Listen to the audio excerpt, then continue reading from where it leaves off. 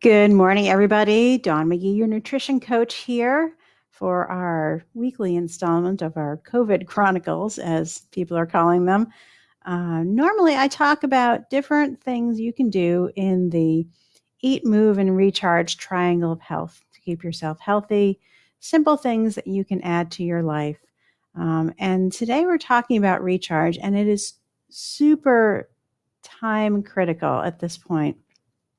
Right now, a lot of us are home, whether we're working from home or we're just home. And if you have kids, our kids are home too. And they're schooling from home, or, maybe it's a little bit lighter weight than normal school. I know my kiddo has a full load of school and homework and whatnot to do. Um, and our partners are home most likely as well, unless one of us or one of them has an essential job in which they have to go out of the house every day. The bottom line for all of us is that this is stressful. It's not business as usual. It's not, even our normal version of crazy and busy, where we still need time to recharge. Now, even more than ever, we need to take time for ourselves to look at ourselves as a whole person. I know we're surviving, we're trying to keep our head above water. We also have to take time to recharge, because we can't take care of anybody else if we don't take care of ourselves. Now, your recharge time may look different now than it normally would. I might be suggesting, get out of the house with girlfriends for an afternoon, do something fun to recharge yourself. Now, recharge time may look like go take a walk around the block. Obviously, if you've got little kids and they're too young to be left alone, take them with you, give them something to occupy themselves, and get out for some fresh air, because there's something about just breathing fresh air and getting the body moving that helps reset a lot. It may look like hiding in the bathroom for 5 minutes and, reading a book, playing a game, mindless game on your phone or your iPad. It may look like screaming or crying for 5 minutes just to get it all out. Don't hold it in. Don't stifle it. Don't smother it.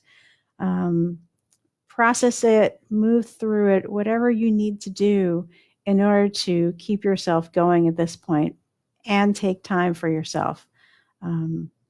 If you've got super little ones, it may look like jumping into the car, buckling them in, giving them their favorite book or toy or game, and driving for a little bit, where you've got an opportunity to breathe and not feel like you have to be constantly proactively taking care of everything else that's going on. I know it's a lot in our house as well.